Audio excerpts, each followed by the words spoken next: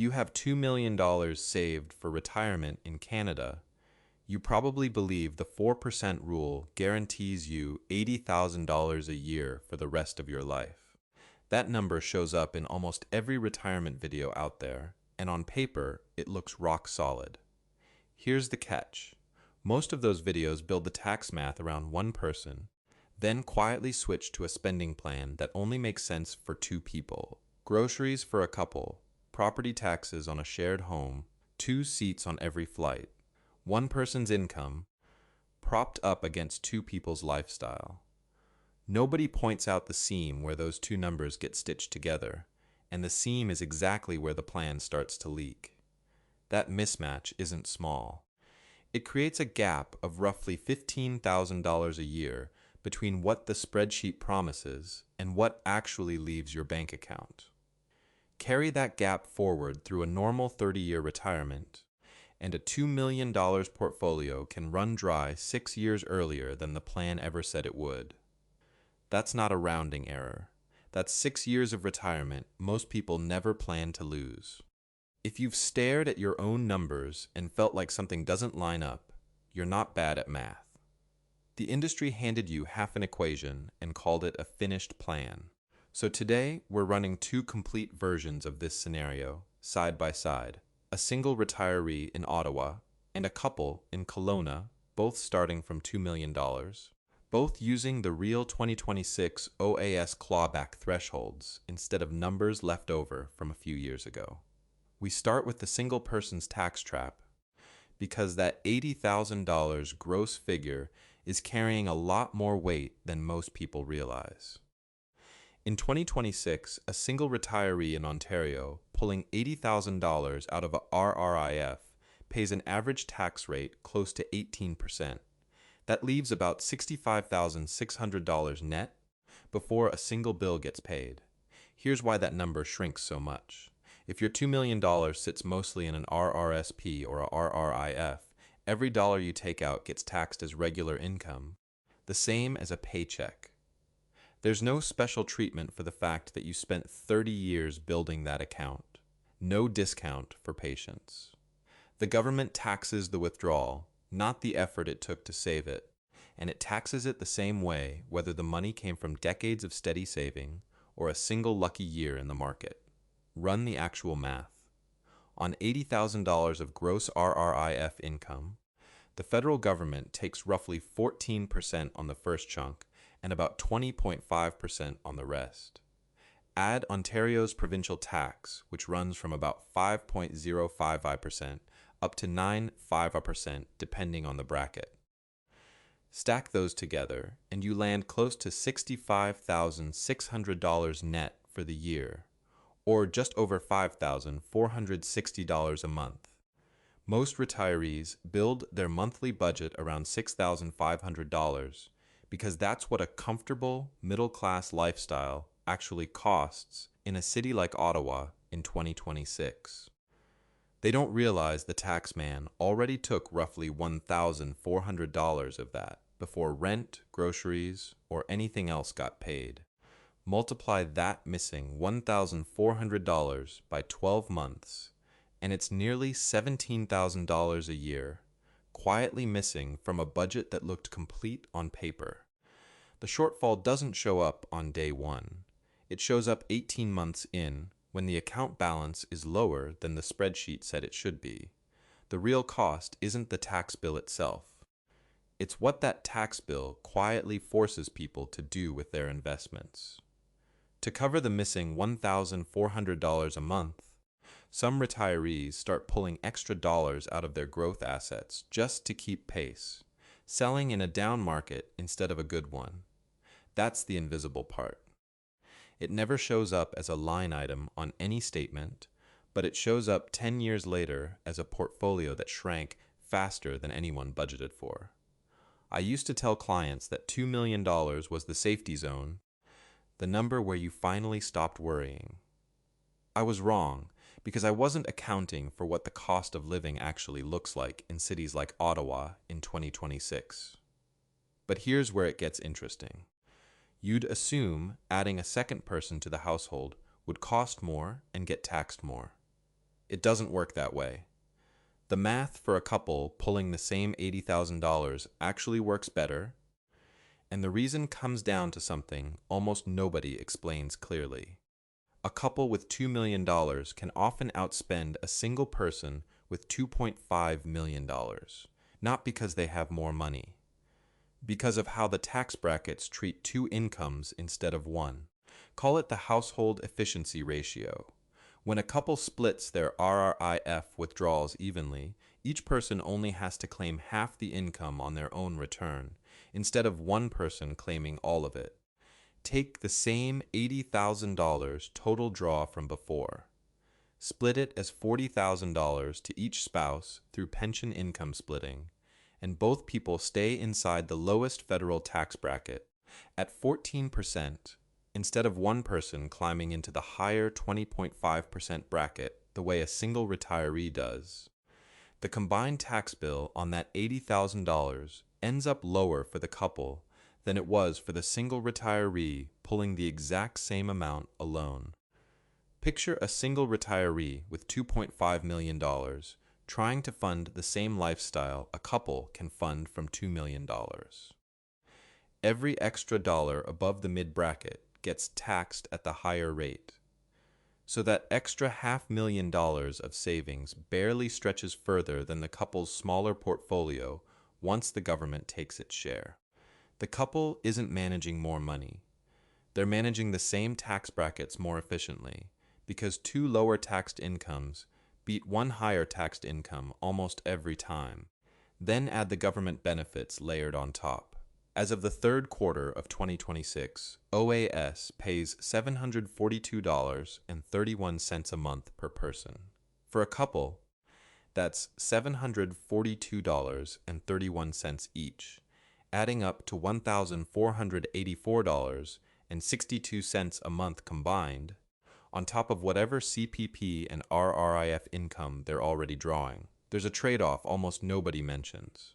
Splitting income to save tax today also means both spouses' RRIF balances get drawn down together, which pushes both of them toward higher mandatory minimum withdrawals in their mid-70s at the same time. The tax break in your 60s gets partly repaid by a smaller, more crowded set of choices in your 80s. It's not a bad deal. It's just not the free lunch it looks like on a spreadsheet. Now compare that to the single retiree from Ottawa trying to live like a couple. To match a couple's spending, a single person often has to pull more from savings, and pulling more pushes their net income closer to $95,323, which is where the OAS clawback starts eating 15 cents of every dollar above it.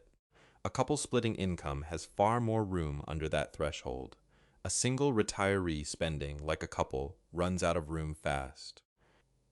If you're a Canadian couple trying to figure out whether your combined $2 million is actually enough to last 30 years, this channel breaks down the tax splitting side of it every week, so it's worth sticking around for that. Now for the reality check. The travel and lifestyle numbers most videos use for a couple are years out of date, and the real 2026 figures change this whole picture. That Kelowna versus Ottawa spending comparison is next. Geographic arbitrage sounds like a term from a finance textbook, but it just means this: where you retire and how you travel changes your real cost of living more than almost any other decision you'll make. Take a 3-week trip through Portugal and Spain. In 2022 era retirement videos, that trip gets budgeted at $15,000 for a couple. In 2026, once you include premium economy seats and mid-range hotels instead of hostels, that same trip runs closer to $25,000. The old number wasn't wrong when it was written. It's just stale, and a lot of retirement plans are still using it. Now look at what daily life actually costs in a city like Ottawa. Property tax on an average home runs about $5,800 a year. Groceries for a couple land around $1,200 a month once you account for 2026 grocery prices.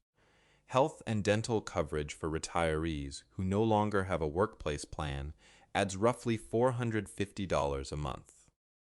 A car insurance renewal adds another $1,800 a year once you factor in typical 2026 premiums for a retired couple running 2 vehicles.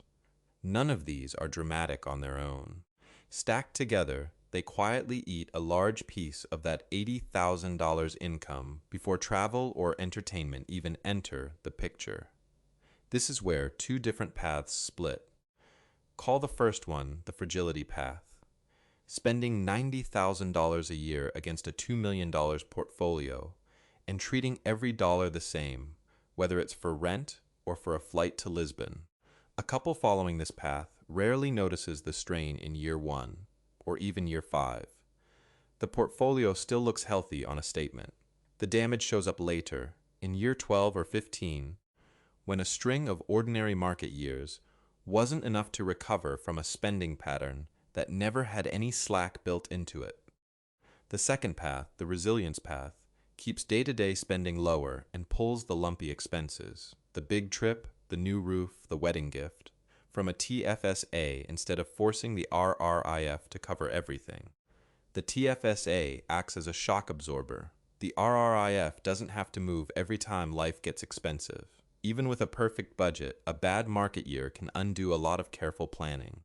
So let's stress test both of these $2 million portfolio against something worse than a grocery bill, a real market crash. Picture a 20% market drop in the very first year of retirement. This is what's known as sequence of returns risk, and it's more dangerous than a crash that hits 10 years into retirement because there's no time yet to recover before withdrawals start eating into a smaller base. I've watched people run this exact scenario without realizing how much a single bad year upfront costs compared to the same bad year showing up later on. An unprepared retiree keeps withdrawing the full $80,000 on schedule, pulling that money out of a portfolio that just dropped to $1.6 million. Every dollar withdrawn during the downturn locks in a loss that a rising market can no longer undo because that money is already gone. Modeled out, that single bad first year can shorten how long the portfolio lasts by roughly 8 years compared to the exact same portfolio hitting its bad year later on. The alternative isn't complicated. Keep a cash buffer or lean on a TFSA and skip withdrawing anything above the mandatory RRIF minimum during a downturn. That gives the equity portion of the portfolio room to recover before it gets sold at the bottom. Historically, after a 20% drop, the TSX composite has taken somewhere between 18 and 24 months to recover. A retiree with a buffer can simply wait that out. A retiree without one is forced to sell into the exact moment they should be holding on. Say a retiree keeps 2 years of spending, about $160,000 sitting in cash, and their TFSA before retirement even starts. When the market drops 20% in year 1, they draw from that buffer instead of the RRIF, taking only the mandatory minimum from the invested portion.